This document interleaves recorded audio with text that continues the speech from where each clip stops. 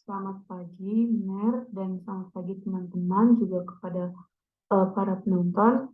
Kenalkan, nama saya Patricia Sinaga, perwakilan dari kelompok 11 yang akan menjadi moderator dalam presentasi kuliah komunikasi kesehatan oleh kelompok 10.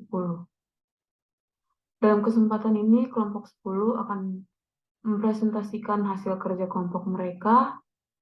Kepada kelompok 10, waktu dan layar dipersilakan.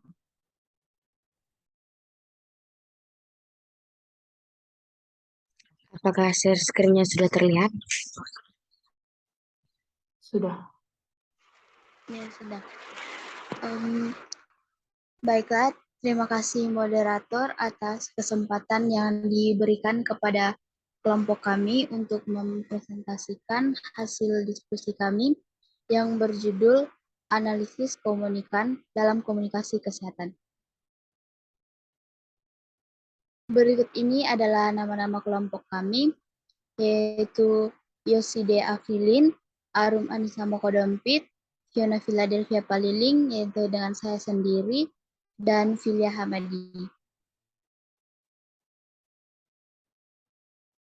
Nah, berikut ini yaitu tentang komunikasi kesehatan. Komunikasi kesehatan merupakan aplikasi dari konsep dan teori komunikasi dalam transaksi yang berlangsung antar individu atau kelompok terhadap isu-isu kesehatan. Tujuan pokok dari komunikasi kesehatan adalah perubahan perilaku kesehatan dalam rangka meningkatkan derajat kesehatan. Komunikasi kesehatan meliputi informasi tentang pencegahan penyakit, promosi kesehatan, kebijaksanaan pemeliharaan kesehatan, regulasi bisnis dalam bidang kesehatan yang sejauh mungkin mengubah dan memperbaharui kualitas individu dalam suatu komunitas masyarakat dengan mempertimbangkan aspek ilmu pengetahuan dan etika.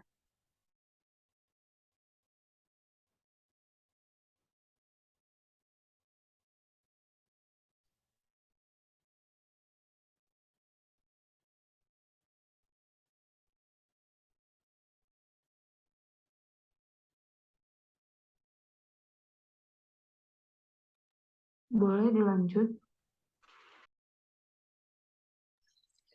Selanjutnya, teori-teori yang menjelaskan tentang hubungan antara persuasi dengan perubahan sikap. Yang pertama, teori hierarki belajar. Kedua, elaboration likelihood model. Ketiga, reinforcement theory. Keempat, information manipulation theory. Kelima, communication competency. Keenam, health belief model.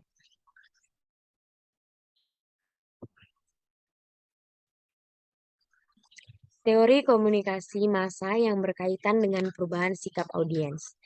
Teori perubahan sikap memberikan penjelasan bagaimana sikap seseorang terbentuk dan bagaimana sikap itu dapat berubah melalui proses komunikasi dan bagaimana sikap itu dapat mempengaruhi sikap tindak atau tingkah laku seseorang. Teori perubahan sikap ini antara lain menyatakan bahwa seseorang akan mengalami ketidaknyamanan di dalam dirinya atau mental discomfort bila ia dihadapkan pada informasi baru atau informasi yang bertentangan dengan keyakinannya. Keadaan tidak nyaman disebut dengan istilah disonansi, yang berasal dari kata 10 dissonance, yang berarti ketidakcocokan atau ketidaksesuaian, sehingga disebut juga dengan teori disonsasi. Orang akan berupaya secara sadar atau tidak membatasi atau mengurangi ketidaknyamanan ini melalui 3 proses selektif, yaitu penerimaan informasi selektif, ingatan selektif, dan persepsi selektif.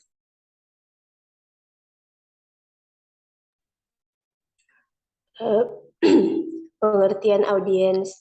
Audiens adalah orang yang berkomunikasi dengan Anda melalui setiap media,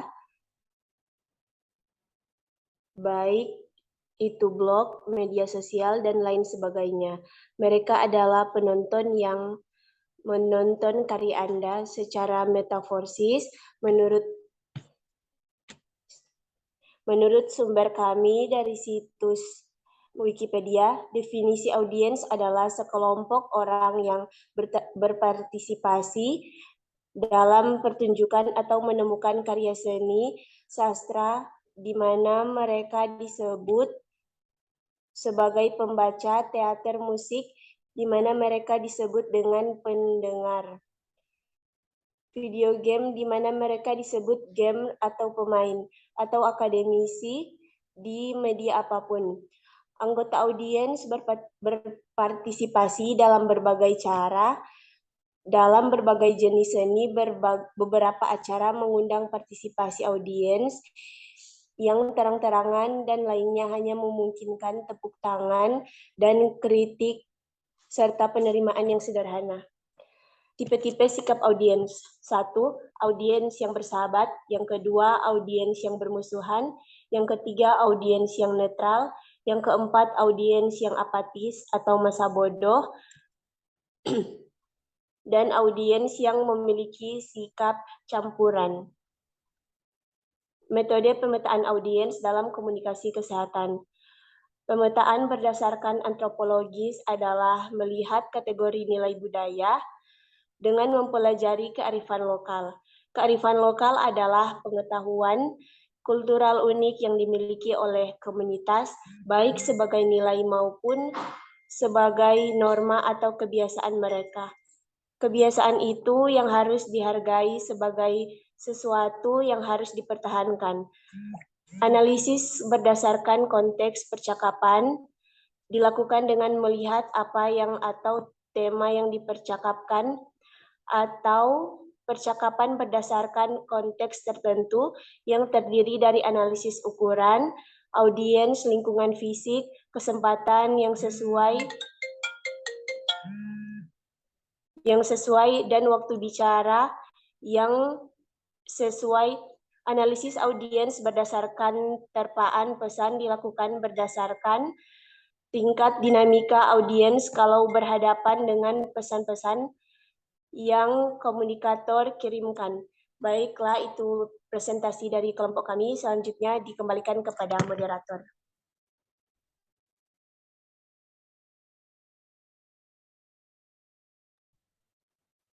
Demikianlah presentasi dari, boleh ditutup dulu.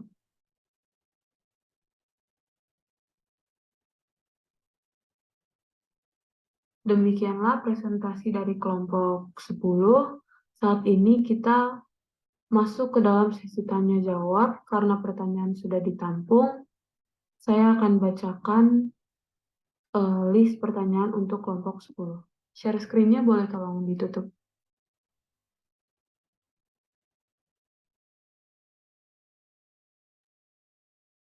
Baik, pertanyaan yang pertama oleh McQueen Watuseke dari kelompok 2. Bisakah kelompok jelaskan mengenai hubungan antara persuasi dengan perubahan sikap audiens dan apa yang mempengaruhi sikap audiens ini berubah-ubah? Kemudian bisakah kelompok berikan contoh komunikasi massa yang berkaitan dengan perubahan sikap audiens? Apakah ini langsung dijawab atau lanjut ke pertanyaan selanjutnya? Lanjut ke pertanyaan selanjutnya aja.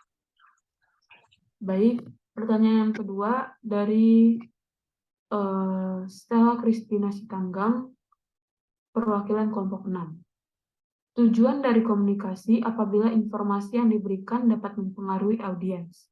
Dari sisi komunikator, bagaimana cara komunikator dalam menangani komunikan yang tidak nyaman dengan informasi yang bertentangan dengan keyakinannya atau bisa disebut tadi teori disonansi. Lalu pertanyaan yang ketiga dari kelompok 4. Audiens adalah orang yang berkomunikasi dengan Anda melalui setiap media, baik itu blog, media sosial, dan lain sebagainya. Apa saja dampak dan hambatan yang sering audiens alami?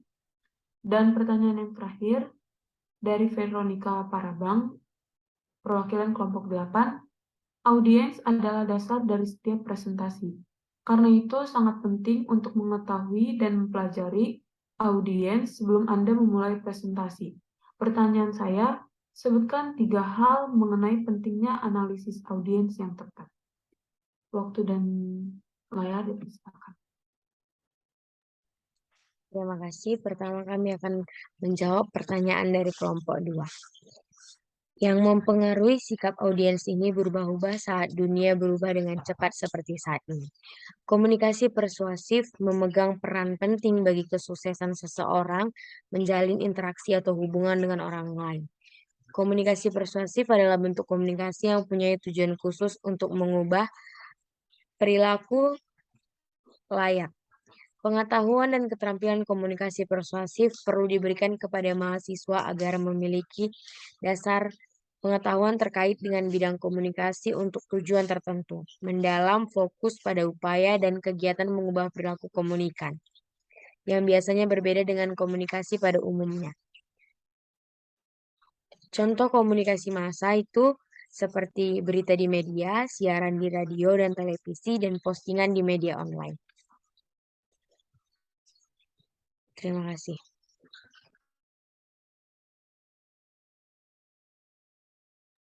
Boleh dilanjut menjawab pertanyaan selanjutnya. Baiklah, saya akan menjawab pertanyaan dari kelompok 4. Ada 3 bentuk hambatan dalam komunikasi, yaitu hambatan teknis, hambatan semantik, serta hambatan perilaku. Pada dasarnya, hambatan komunikasi tidak selalu datang dari pihak komunikator, karena hambatan yang dialami komunikan dalam penerimaan pesan juga mengakibatkan proses komunikasi menjadi tidak efektif.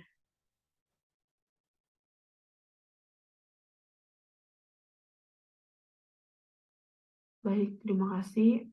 Pertanyaan ke selanjutnya.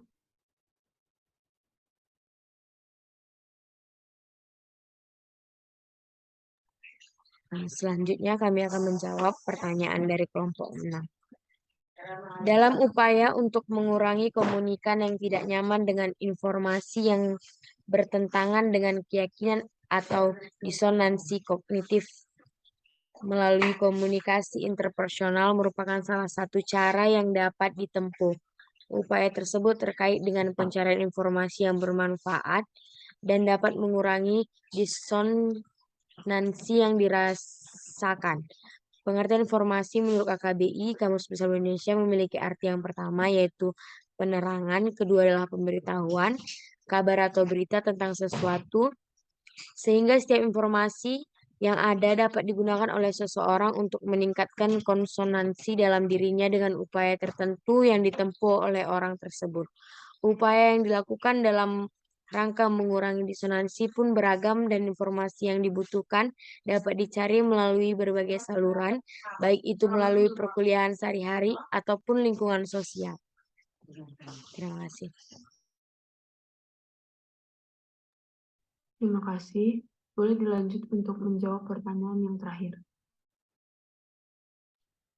Oke, saya akan menjawab pertanyaan yang terakhir dari kelompok 8, yaitu 3 hal mengenai pentingnya analisis audiens yang tepat, yaitu untuk yang pertama, komunikasi yang lebih baik. Setelah Anda mengenal audiens Anda dengan benar, maka Anda akan dapat berkomunikasi dengan cara yang lebih baik. Yang kedua, presentasi yang lebih baik. Dan yang terakhir, memahami audiens Anda dengan lebih baik. Terima kasih. Terima kasih. Berakhir sudah sesi tanya jawab yang menandakan berakhir sudah presentasi pada saat ini. Namun sebelum presentasi ini ditutup, izinkan saya untuk memaparkan kesimpulan dari presentasi kelompok 10. Kesuksesan suatu komunikasi tidak terutama terletak pada komunikator. Meskipun dapat diakui bahwa komunikator merupakan sumber yang memprakarsai komunikasi, namun sukses atau gagalnya peranan komunikasi yang diperani oleh komunikator sangat tergantung dari penilaian yang diberikan oleh komunikan kepada audiens kepada mereka, Dan dampak positif dari keterlihatan audiens adalah adanya peluang yang nyata atas perubahan, melayani para pengguna untuk bersama-sama memfokuskan diri dalam cara-cara yang bermakna.